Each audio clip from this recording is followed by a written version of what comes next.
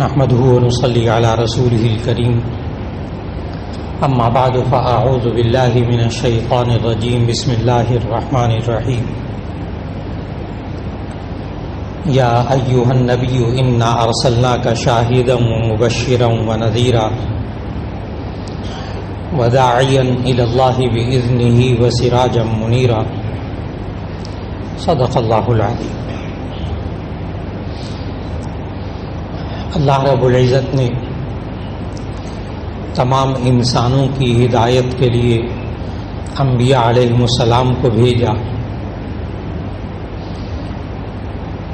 یہ انسان جس کے بارے میں اللہ نے کہا قرآن مجید میں وَسَخَّرَ لَكُم مَّا فِي السَّمَاوَاتِ وَمَا فِي الْأَرْضِ، کہ جو کچھ آسمان و زمین میں ہے سب کچھ انسان کے کام میں لگا دیا گیا ہے، انسان کے تابع کر دیا گیا ہے۔ اور اس انسان کو کس کام میں لگایا وہ اللہ تعالیٰ نے ہمیں قرآن مجید میں بتایا کہ مَا خَلَقْتُ الْجِنَّ وَالْإِنسَ إِلَّا لِيَعْبُدُونَ، کہ میں نے انسان اور جنات کو صرف اس لیے پیدا کیا ہے تاکہ وہ میری عبادت کریں، میری بات مان کر چلیں۔ اب وہ اللہ کی بات کیسے انسان تک پہنچے گی، اس کے لیے اللہ تعالیٰ نے انبیاء علیہ السلام کو بھیجا۔ انسانیت کے آغاز سے لے کر اور آخری انسان تک کے لیے اللہ نے رہنما بھیجے، انبیاء بھیجے۔ ممکن ہے ذہن میں آئے کہ جو پہلا انسان تھا اس کے لیے نبی کون تھا، تو اللہ تعالیٰ نے اس کا بھی حل فرما دیا کہ وہ پہلے انسان کو ہی نبی بنا کر بھیج دیا، آدم علیہ السلام کو، اور آخری نبی حضرت محمد رسول اللہ صلی اللہ علیہ وسلم کو بنا کر بھیجا قیامت تک آنے والے انسانوں کے لیے۔ اور اس شان کے ساتھ بھیجا کہ گزشتہ انبیاء نے آخری نبی صلی اللہ علیہ وسلم کی تشریف آوری کی بشارتیں دیں باقاعدہ کہ آخری نبی صلی اللہ علیہ وسلم اس سرزمین میں آئیں گے اور کن حالات میں آئیں گے، ان کا نام کیا ہوگا، ان کا نام مبارک تک گزشتہ انبیاء نے اپنی قوموں کو بتایا۔ قرآن مجید میں سورہ صف کی آیت وَإِذْ قَالَ عِيسَى ابْنُ مَرْيَمَ يَا بَنِي إِسْرَائِيلَ إِنِّي رَسُولُ اللَّهِ إِلَيْكُمْ مُصَدِّقًا لِمَا بَيْنَ يَدَيَّ مِنَ التَّوْرَاةِ وَمُبَشِّرًا بِرَسُولٍ يَأْتِي مِن بَعْدِهِ اسْمُهُ أَحْمَدُ، کہ میرے بعد ایک نبی آئیں گے جن کا نام احمد ہوگا صلی اللہ علیہ وسلم۔ اور نبی صلی اللہ علیہ وسلم یہ عیسوی سال جو اب 2022 چل رہا ہے، اس حساب سے نبی صلی اللہ علیہ وسلم 571 عیسوی کو تشریف لائے دنیا میں، اپریل کا مہینہ تھا، اور 570 سال میں کسی ماں نے اپنے بچے کا نام احمد نہیں رکھا، باوجود کہ عیسیٰ علیہ السلام اپنی قوم کو بتا چکے تھے۔ اسی طرح نبی صلی اللہ علیہ وسلم کیا کھائیں گے کیا نہیں کھائیں گے، یہ تک گزشتہ کتابوں کے ماننے والوں کو ان کے نبی نے بتایا تھا۔ نبی صلی اللہ علیہ وسلم کے جسم اطہر کے نشانیاں تک گزشتہ آسمانی کتابوں میں بیان ہوئی۔ آخری نبی صلی اللہ علیہ وسلم کے مزاج کے بارے میں، آپ کے رویوں کے بارے میں، آپ کا مزاج کیسا ہوگا، آپ کے رویے کیسے ہوں گے، یہ تک گزشتہ آسمانی کتابوں میں موجود تھے۔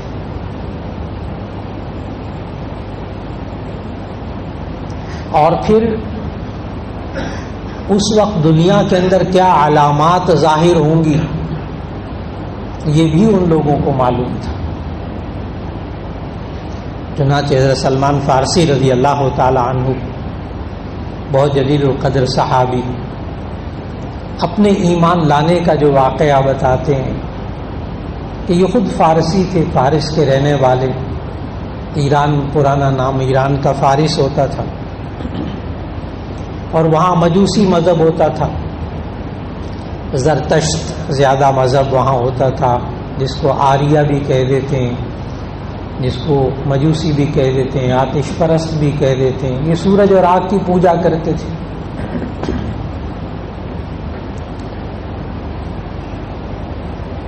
یہاں تک کہ شاہ ایران کے دور تک جو ایران کا جھنڈا ہوتا تھا اس میں سورج دکھایا جاتا تھا، اب نہیں ہے، اس وقت سورج ہوتا تھا اس میں،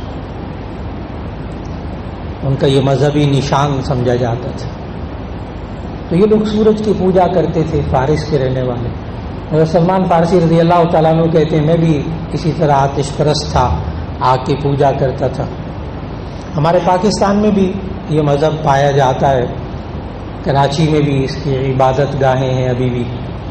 یہ عام گھر ہوتے ہیں، عام گھر ہوتے ہیں، لیکن ان گھروں کے باہر دو شمعیں ہیں وہ جلتی رہتی ہیں، بالکل گیٹ پر، مین گیٹ پر دو شمعیں ہیں، وہ ہر وقت صبح شام ہر وقت 24 گھنٹے آگ جلتی رہتی ہے۔ یہ ان کی نشانی ہے مجوسیوں کی کہ وہ آریہ مذہب والوں کی وہاں وہ عبادت گاہ ہوتی ہے ان کی۔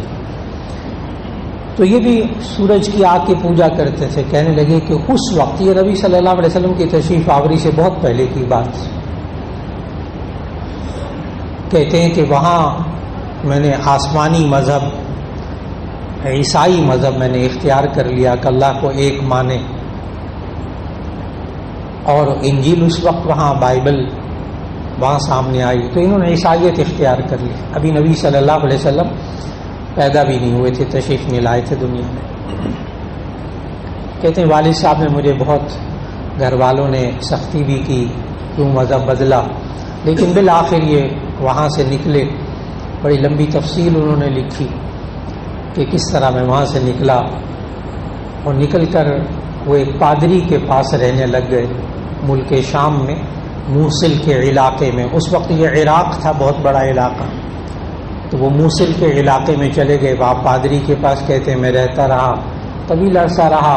وہ بیچارہ بیمار ہوا، فوت ہونے لگا، تو میں نے اس سے پوچھا کہ میں اب کہاں جاؤں، تو اس نے کہا نصیبین میں ایک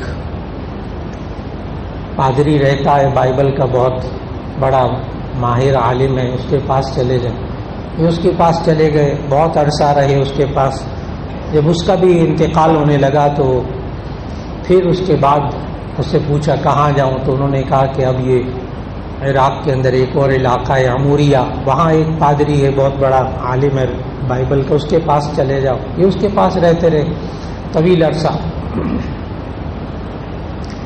اور یہ ساری بات احادیث سے ثابت، خود سلمان فارسی رضی اللہ تعالیٰ عنہ نے اپنے وہ ایمان لانے کا واقعہ بیان کیا۔ اور یہ جتنی باتیں بتا رہا ہوں کہ سلمان فارسی کہاں کہاں گئے، یہ ساری باتیں شمائل ترمذی حدیث کی کتاب ہے، اس کی شرح ہے فصائل نبوی، اردو میں شرح ہے، اور وہ لکھی ہے حضرت شیخ الحدیث مولانا زکریا صاحب رحمہ اللہ نے۔ تو شیخ الحدیث مولانا زکریا صاحب رحمہ اللہ نے حوالوں کے ساتھ یہ پورا سلمان فارسی رضی اللہ تعالیٰ عنہ کے ایمان لانے کا واقعہ جو آپ سے عرض کر رہا ہوں، اس بات کو سمجھانے کے لیے کہ گزشتہ انبیاء نے اپنے پیروکاروں کو کیا کیا باتیں آخری نبی صلی اللہ علیہ وسلم کے بارے میں بتائی تھی۔ تو سلمان فارسی کہتے ہیں میں عموریہ کے پادری کے پاس کافی عرصہ رہا، تو وہاں جب اس کا وہ بھی بوڑھا ہو گیا، بہت بیمار رہنے لگا، تو قریب الوفات ہوا، تو میں نے اس سے پوچھا اب کہاں جاؤں آپ کے بعد، تو اس عموریہ کے پادری نے پھر کہا تھا کہ اب آپ کہیں نہ جائیں، اب آخری نبی کے آنے کا وقت ہو گیا ہے۔ یہ سلمان فارسی رضی اللہ تعالیٰ نے بتایا آخری نبی صلی اللہ علیہ وسلم کے آنے کا وقت ہو گیا، تو آپ اب کہیں نہ جائیں۔ اور اس نے کہا کہ میں 3 نشانیاں بتاتا ہوں۔ ایک نشانی یہ ہے کہ وہ کھجوروں والی پتھریلی زمین میں آئیں گے، کھجوروں والی پتھریلی زمین میں آئیں گے۔ دوسری نشانی حضرت سلمان فارسی رضی اللہ تعالیٰ عنہ کو اس نے بتائی کہ وہ صدقہ نہیں کھائیں گے، ہدیہ کھائیں گے، صدقہ نہیں کھائیں گے وہ جو آخری نبی آئیں گے۔ تیسری نشانی یہ بتائی کہ ان کے دونوں کندھوں کے درمیان مہر نبوت ہوگی۔ یہ صحائح ستہ میں سب میں یہ باب قائم کیا، باب ما جاء فی خاتم النبوہ، ایک ہے خاتم النبیین آخری نبی، وہ ایک الگ ہے، ایک ہے خاتم النبوہ، خاتم کہتے ہیں انگوٹھی کو، مہر نبوت. تو وہ آخری نبی صلی اللہ علیہ وسلم جو آئیں گے ان کے دونوں کندھوں کے درمیان مہر نبوت ہوگی. دونوں کندھوں کے درمیان سرمئی رنگ کا ابھرا ہوا گوشت تھا نبی صلی اللہ علیہ وسلم کے، تو ان دونوں کے کندھوں کے درمیان مہر نبوت ہوگی. اور یہ تمام صحائف ستہ کی کتابوں میں باقاعدہ باب قائم کر کے احادیث ذکر کی گئی ہیں اس نشانی کے بارے میں. کہتے ہیں کہ میں وہاں ابھی عراق میں تھا تو مکے کا ایک قافلہ آیا بنو کلب کا، بہت بڑا تاجروں کا قافلہ تھا. تو کہتے ہیں میں اس کے ساتھ مکے میں آ گیا، کہ کھجوروں والی سرزمین وہ بھی ہے. کہتے ہیں میں مکے میں آیا تو وہاں مدینہ طیبہ کا، اس وقت مدینہ طیبہ کا پرانا نام ہوتا تھا یثرب. یہ نام مدینہ منورہ کا پرانا نام قرآن مجید میں بھی ہے، یا اہل یثرب لا مقام لکم فارجعوا. تو یثرب یہ پرانا نام مدینہ منورہ کا. تو کہتے ہیں وہ یثرب سے ایک یہودیوں کا قافلہ بنو قریظہ کا وہ آیا، اور بنو کلب نے دھوکے کے ساتھ میرے مال پر قبضہ کیا اور مجھے غلام بنا کر بنو قریظہ کے ہاتھ بیچ دیا. اللہ کا نظام ہے، اللہ کا نظام ہے. کہتے ہیں میں یثرب میں آ گیا، مدینہ منورہ میں آ گیا، اور طویل عرصہ ان کی اچھی خاصی عمر. ابھی عرض کروں گا کہ جب انہوں نے اسلام قبول کیا اس وقت کتنی عمر تھی، کیونکہ اتنا عرصہ فلاں پادری کے پاس، اتنا فلاں کے پاس، اتنا فلاں کے پاس. سلمان فارسی کہتے ہیں کہ میں مدینہ میں یثرب میں وہاں ایک دن کھجوریں توڑ رہا تھا درخت پہ چڑھ کے، تو مجھے نیچے آوازیں آئیں کہ کوئی صاحب مدینہ منورہ میں تشریف لائے ہیں اور وہ یہ کہتے ہیں کہ میں اللہ کا آخری نبی ہوں. یہ وہ واقعہ ہے جب قباء کے موقع پر نبی صلی اللہ علیہ وسلم سب سے پہلے آئے حضرت ابو ایوب انصاری رضی اللہ تعالیٰ عنہ کے گھر میں، تو وہ وہی ماحول تھا. حضرت ابو ایوب انصاری کے گھر میں تھے اس وقت، اور وہیں قباء کے علاقے میں.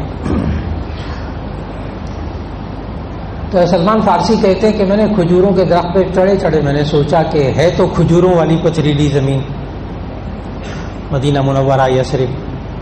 ایک نشانی مل گئی ان کو. کہنے لگے میں کسی طرح بھاگنے کی کوشش کی کہ جاؤں ذرا. تو اس یہودی مالک نے بھی بڑی پٹائی کی سلمان فارسی کی، کہاں جا رہے ہو، کدھر جا رہے ہو، کام کرو. کہتے ہیں بہرحال وقت نکال کے، لمبی بات کہ وقت نکال کے کہتے ہیں میں ایک تھالی میں کھجوریں لے کر میں گیا، دیکھا کہ کہاں ہیں وہ آخری نبی. تو میں ان کے پاس گیا اور جا کر کہا کہ یہ آپ کے لیے کھجوریں ہیں. تو نبی صلی اللہ علیہ وسلم نے فرمایا کیسی کھجوریں ہیں؟ میں نے کہا یہ آپ کے لیے صدقہ ہیں. اب آپ وہ ذہن میں رکھیے گا نشانی، یہ آپ کے لیے صدقہ ہیں. اب شمائل ترمذی کی حدیث کے الفاظ ہیں کہ نبی صلی اللہ علیہ وسلم نے سلمان فارسی کو کہا کہ ادفعها فإن لا ناكل صدقہ، اس کو دور ہٹا دو، ہم صدقہ نہیں کھاتے. کہتے میں واپس آ گیا. کہتے اگلے دن پھر میں کھجوریں لے کر تھال میں گیا. تو انہوں نے پوچھا کہ کیسی کھجوریں ہیں؟ میں نے عرض کیا یا رسول اللہ یہ آپ کے لیے صدقہ ہیں، وہ ہدیہ ہیں. اگلے دن کہا کہ اللہ کے رسول یہ آپ کے لیے ہدیہ ہیں. تو نبی صلی اللہ علیہ وسلم نے فرمایا وابسطوا، دسترخوان بچھاؤ. پھر ساروں نے مل کر کھانا شروع کیا. اب آپ سمجھ گئے کہ دو نشانیاں مل گئیں ان کو کہ صدقہ نہیں کھائیں گے، ہدیہ کھائیں گے. ممکن ہے آپ حضرات کے ذہن میں یہ سوال آئے کہ یہ صدقہ ہے، یہ ہدیہ ہے، وہی کھجوریں ہیں، تو یہ لفظوں کا ہیر پھیر کیا ہے؟ اصل میں یہ لفظوں کا ہیر پھیر نہیں ہے، یہ نیت کا ہیر پھیر ہے. لفظوں کا ہیر پھیر نہیں ہے، یہ نیت کا فرق ہے.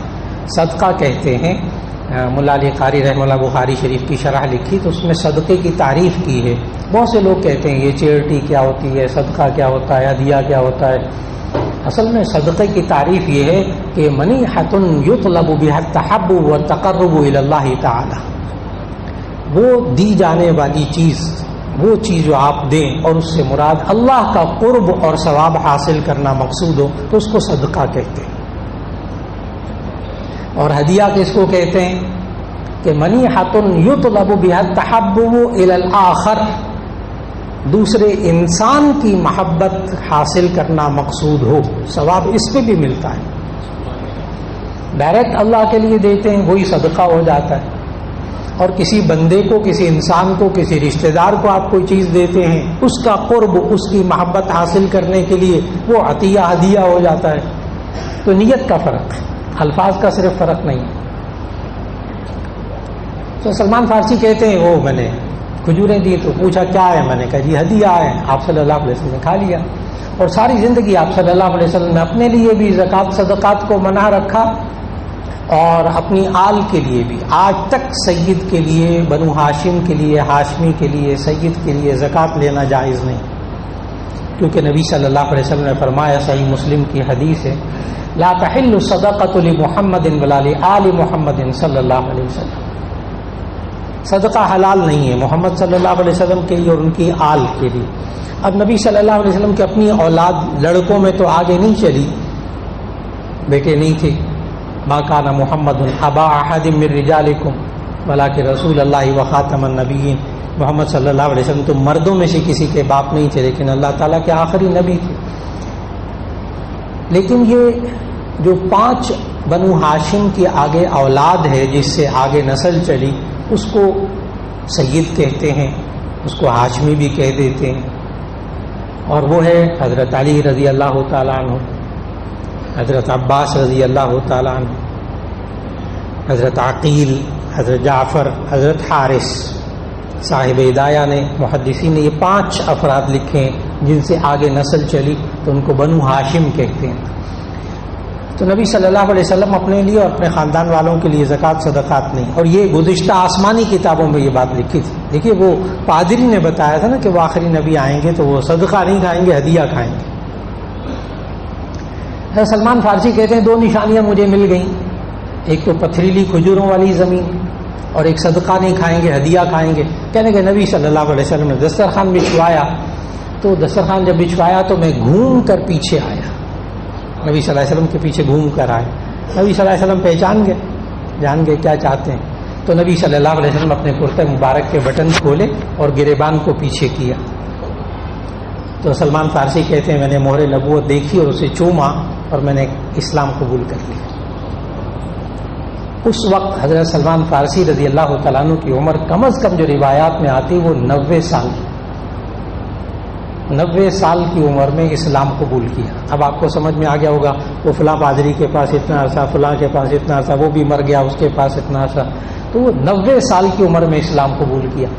پھر بعد میں جو وفات کی عمر ہے وہ کسی نے 200 سال لکھی ہے، کسی نے کم از کم جو عمر ہے وہ 150 سال، کم از کم عمر 150 سال روایات میں آتی کہ وہ زندہ رہے. پھر سلمان فارسی رضی اللہ تعالیٰ عنہ تھوڑا سا اندازہ لگائیے گا کہ نبی صلی اللہ علیہ وسلم کے ہاں ایک مسلمان کی کیا قیمت ہوتی تھی، اسلام قبول کرنے کی کیا اہمیت ہوتی تھی. کیونکہ ہمیں تو الحمدللہ مسلمانوں کے گھروں میں پیدا ہوئے، مفت میں اسلام مل گیا الحمدللہ، اللہ کا شکر، اس پر بھی اللہ کا شکر.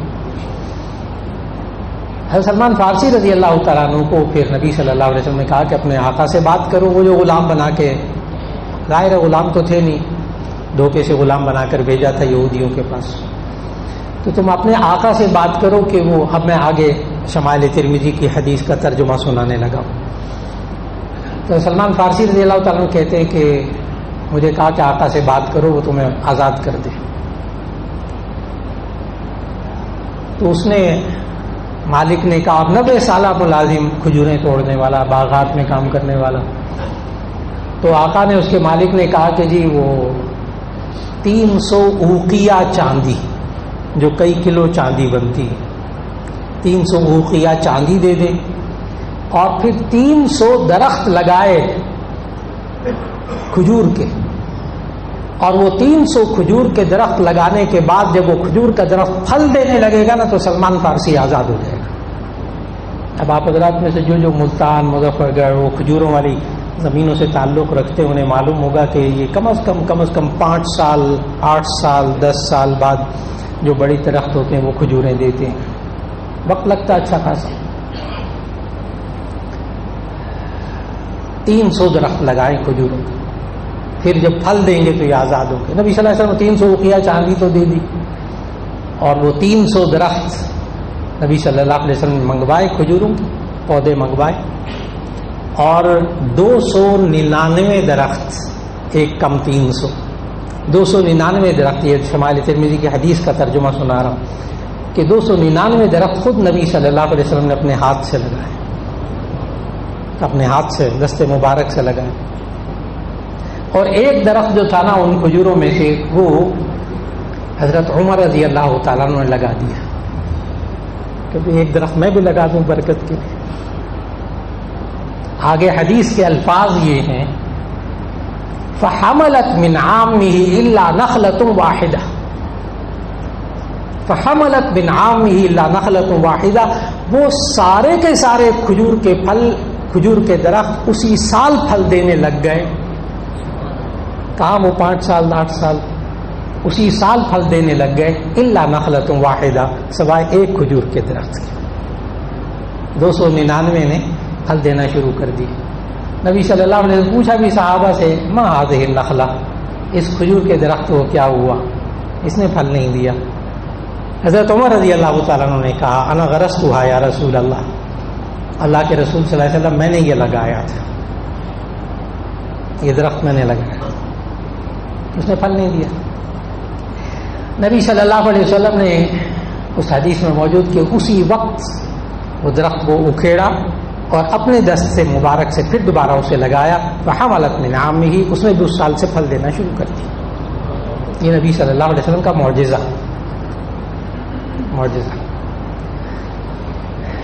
لیکن آپ حضرات کے ذہن میں پوری حدیث سننے کے بعد کہیں یہ بات بھی ذہن میں نہ آ جائے حضرت عمر رضی اللہ تعالیٰ عنہ کے بارے میں کہ جی وہ حضرت عمر نے کھجور کا درخت لگایا تھا، اس نے دیکھو نا پھل ہی نہیں دیا، تو کہیں حضرت عمر کی شان میں کمی ذہن میں نہ آ جائے، کمی ذہن میں نہ آ جائے. تو اس کا جواب بھی ذہن میں رکھیے گا. محدثین نے اس کا جواب لکھا کہ حضرت عمر رضی اللہ تعالیٰ عنہ کے درخت نے پھل کیوں نہیں دیا. محدثین نے لکھا کہ اگر حضرت عمر رضی اللہ تعالیٰ عنہ کے ہاتھ مبارک سے لگایا ہوا درخت پھل دے دیتا تو نبی کا معجزہ نہ رہتا. اس لیے کہ معجزہ اس کو کہتے ہیں جو عام انسان سے ظاہر، غیر نبی سے ظاہر نہیں ہو سکتا، نبی کے علاوہ سے ظاہر نہیں ہو سکتا. اس لیے حضرت عمر کی شان اپنی جگہ. اب یہ ساری بات احادیث میں موجود، کس طرح ایک 90 سالہ شخص اسلام قبول کرتا ہے اور اس کو ان حالات سے نکالنے کے لیے نبی صلی اللہ علیہ وسلم نے اس ایک شخص کے ایمان کی کتنی قدر فرمائی. یہ سب باتیں گزشتہ آسمانی کتابوں میں موجود. آپ وہ آیت پڑھیں گے نا قرآن مجید میں سورۃ البقرہ کی کہ وہ لوگ، یہ یہود و نصارہ، یہ مشرکین مکہ خود دین ابراہیمی پر عمل کرتے تھے، دعویٰ یہی کرتے تھے ہم دین ابراہیمی پر ہیں. یہود و نصارہ یہ اس حد تک نبی صلی اللہ علیہ وسلم کی تشریف آوری کو یقینی سمجھتے تھے، پہچانتے بھی تھے، نشانیاں بھی سمجھتے تھے کہ میں آیت پڑھنے لگا اس کا ترجمہ کروں گا تو آپ کو حیرت ہوگی اللہ تعالیٰ کیا کہہ رہا ہے. یعرفونہ کما یعرفون ابناءہم، یعرفونہ کما یعرفون ابناءہم. یہ لوگ یہود و نصارہ نبی صلی اللہ علیہ وسلم کو اس طرح پہچانتے تھے جیسے اپنے بیٹوں کو پہچانتے تھے. جیسے ہمارا بیٹا ہو نا سامنے تو ہم کہتے ہیں میرا بیٹا ہے، یقین کے ساتھ کہتے ہیں میرا بیٹا. جس طرح اپنے بیٹوں کو پہچانتے تھے کہ یہ میرا بیٹا ہے، اس طرح یہ نبی صلی اللہ علیہ وسلم کو پہچانتے تھے. اتنا یقین تھا ان کے اندر. یہاں تک کہ نبی کریم صلی اللہ علیہ وسلم کے مزاج مبارک کے بارے میں بھی، آپ کے اندر کیا خصوصیات ہوں گی، آپ کی طبیعت کیسی ہوگی، مزاج کیسا ہوگا، یہ تک گزشتہ آسمانی کتابوں میں موجود تھا. ایک اور حدیث سے سنانے لگا کہ ایک یہودی عالم تھے، ان یہودی عالم نے نبی صلی اللہ علیہ وسلم کے ساتھ تجارت کی، ایک ڈیل کی. اس کو ہم حدیث میں اور فقہ اسلامی میں بیع سلم کہتے ہیں، یعنی ایڈوانس پیسے دے دینا اور جب وہ غلہ اگے تو اس وقت اتنی بوری اتنے من غلہ دے دینا. تو نبی صلی اللہ علیہ وسلم سے یہ تجارت کی، بیع سلم کی کہ نبی صلی اللہ علیہ وسلم کو ایڈوانس پیسے دے دیے اور یہ کہا کہ فلاں دن اور فلاں موسم میں آ کر فلاں تاریخ کو میں آپ سے آ کر اتنی کھجوریں لے جاؤں گا، اتنی کھجوریں لے جاؤ. یہ خود کہتے ہیں یہودی عالم، جس نے اپنے آپ کو عالم ظاہر نہیں کیا تھا، تورات کے بہت ماہر تھے. یہ خود کہتے ہیں کہ جئت یوما قبل یومین او بثلاث، کہ میں 2-3 دن پہلے ہی آ گیا. جو مقررہ تاریخ تھی، جو دن اور تاریخ طے ہوئے تھے، اس سے میں پہلے ہی آ گیا. چند دن پہلے نبی صلی اللہ علیہ وسلم صحابہ کے درمیان بیٹھے ہوئے تھے، تو میں نے نبی صلی اللہ علیہ وسلم کا دامن مبارک پکڑ لیا، اور دامن مبارک پکڑ کے میں کہنے لگا کہ تم جو قریش کے لوگ ہو نا، یہ حق صحیح طریقے سے ادا نہیں کرتے، وعدہ پورا نہیں کرتے، مال جو ہے نا وہ وقت پہ نہیں دیتے. حضرت عمر رضی اللہ تعالیٰ عنہ بھی بیٹھے ہوئے تھے صحابہ میں. حضرت عمر رضی اللہ تعالیٰ عنہ جلا لیا ہے ماشاءاللہ شخصیت، کھڑے ہو گئے، کہنے لگے اے اللہ کے دشمن، اگر مجھے میرا اللہ کا ڈر نہ ہوتا نا تو میں بھی تیرا سر قلم کر دیتا، جو تو نبی صلی اللہ علیہ وسلم کی شان میں باتیں کر رہا ہے. ان کو غصہ ہے. نبی صلی اللہ علیہ وسلم نے حضرت عمر رضی اللہ تعالیٰ عنہ سے کہا ہے عمر، تمہیں چاہیے تھا تم اس کو اچھی طرح مانگنا سکھاتے کہ کس طرح اچھی طرح مانگتے ہیں. جاؤ اب اس کو جتنا سودا طے ہوا تھا کھجوروں کا، وہ کھجوریں دے دو. اور ساتھ حدیث کے الفاظ سنانے لگا ہوں جو نبی صلی اللہ علیہ وسلم نے فرمایا حضرت عمر رضی اللہ تعالیٰ عنہ کو وزدہ 20 صاعا مکان منازعته، اور 20 صاع اس کو کھجوروں کے اور دے دو اس جھگڑے کے بدلے. ساری زیادتی اس کی طرف سے. ایک صاع جو ہوتا ہے عربی میں اس وقت کا، وہ 3.5 کلو کا، 3.5 کلو کا ایک صاع ہوتا ہے. تو آپ اسے اندازہ لگا لیجیے 20 کلو کتنا بنے گا. 1.5 من سے زیادہ بن جائے گا. وزدہ 20 صاعا مکان منازعته، 20 صاع اس کو کھجوروں کے اور زیادہ دے دو اس جھگڑے کے بدلے میں. حضرت عمر رضی اللہ تعالیٰ نے سودا بھی دے دیا، وہ 20 صاع کھجوروں کے بھی دے دیے اس شخص کو. اس شخص نے ساری کھجوریں رکھی ایک طرف اور کہنے لگا اے عمر اللہ تیرا بھلا کرے، آخری نبی کی جتنی نشانیاں میں نے گزشتہ آسمانی کتابوں میں پڑھی تھیں ساری میں نے پالی تھی، سب کی تصدیق ہو گئی تھی. ایک خوبی لکھی ہوئی تھی گزشتہ آسمانی کتابوں میں کہ جو آخری نبی آئیں گے نا، وہ حلم میں، حلم حالامین، وہ حلم اور بردباری میں، برداشت میں، ٹالرنس میں، وہ عام انسانوں سے کہیں زیادہ اونچے ہوں گے. یہ نشانی مجھے نہیں مل رہی تھی. اے عمر اللہ تیرا بھلا کرے، آج تو نے یہ بھی نشانی مجھے دکھا دی.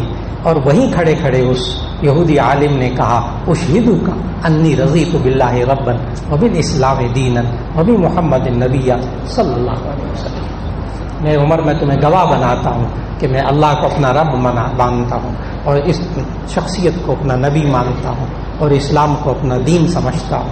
اور وہیں اسلام قبول کر لیا اس یہودی عالم نے. صرف اتنی گزارش کرنی تھی کہ نبی صلی اللہ علیہ وسلم کی یہ خصوصیات جس کی وجہ سے لوگوں نے اسلام قبول کیا، حلم، برداشت، یہ ہمارے نبی صلی اللہ علیہ وسلم کی وہ خصوصیت جو گزشتہ آسمانی کتابوں میں آئی تھی. اللہ رب العزت ہمیں وہ دین جو نبی صلی اللہ علیہ وسلم لے کر آئے، اللہ ہمیں اس کو اپنی زندگیوں میں لانے کی توفیق عطا فرمائے. جو نبی صلی اللہ علیہ وسلم کی خصوصیات تھیں، ان کی مزاج کی خصوصیات، ان کی ذات کی خصوصیات، اللہ وہ اپنانے کی توفیق عطا فرمائے. وآخر دعوانا ان الحمد للہ رب